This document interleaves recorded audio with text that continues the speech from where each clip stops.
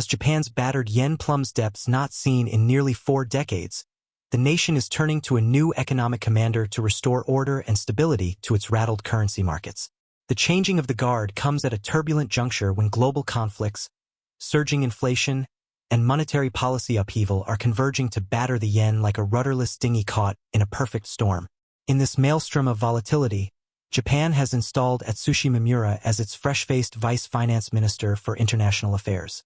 He'll become the nation's new currency czar, taking over the role from the charismatic Masato Kanda, whose commanding tenure navigated Japan through the pandemic's darkest days, Russia's brutal invasion of Ukraine, and the rhetorical rocky shoals of the 2022 G7 Finance Summit in Hiroshima.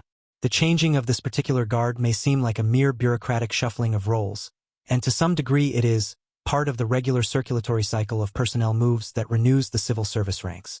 But make no mistake, in the world of international currency diplomacy, this transition matters deeply. Kanda earned a reputation as a master communicator and deft navigator of the treacherous currents of forex messaging and intervention. During his nearly 2-year stint, Kanda oversaw audacious and unprecedented efforts to buttress the flagging yen.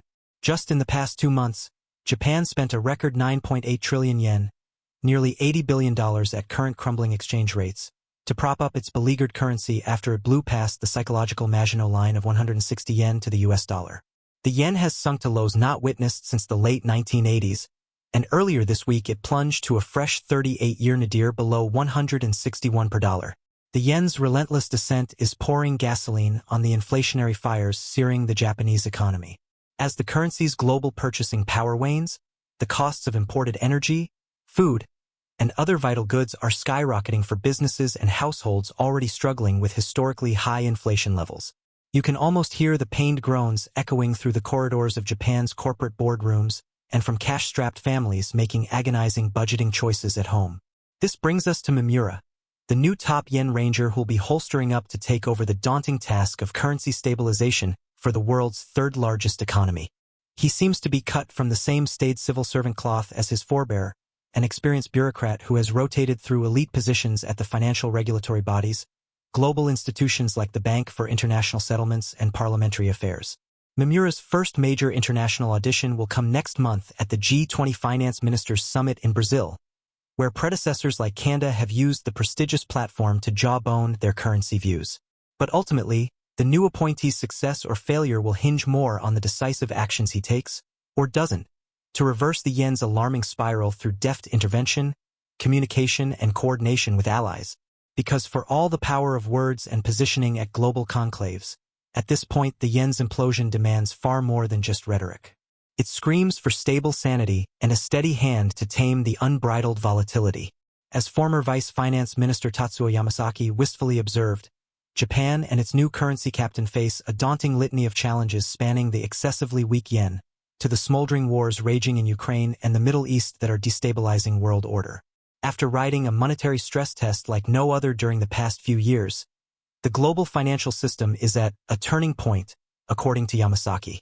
Aggressive US and European rate hikes to quell decades-high inflation are roiling asset prices. Capital is sloshing unpredictably across borders. Bloated debt loads are becoming crushing weights, and once seemingly unshakable currency anchors like the yen are coming unmoored completely. Into this perfect storm steps the relatively anonymous Mimura, a civil servant who spent part of his career quietly liaising with Diet members on regulatory issues. He now assumes a very public role, front and center as Japan's primary policy messenger and currency steward. It's a pivotal and daunting duty. During his swansong press briefing, outgoing Finance Minister Shinichi Suzuki laid out the enormity of the trial ahead for his new vice minister. With a high sense of urgency, he decried the one-sided yen declines detached from economic fundamentals and reaffirmed Japan's mantra demanding stable currency movements. Those are admirable goals. Now Mimura must instill them with tangible action and measurable results. He must deploy all of Tokyo's tools: verbal intervention, daring spending blitzes, and dogged coordination with global partners to halt this escalating yen crisis. In these volatile times, when the entire international financial architecture seems to be straining and shuddering, the world needs a resolute Japanese voice for yen stabilization and steady stewardship. We'll soon find out if the recently elevated Mimura proves up to this critically important challenge.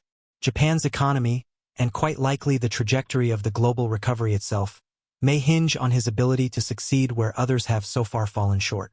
The prosperity and financial security of millions of people are now in Mimura's hands.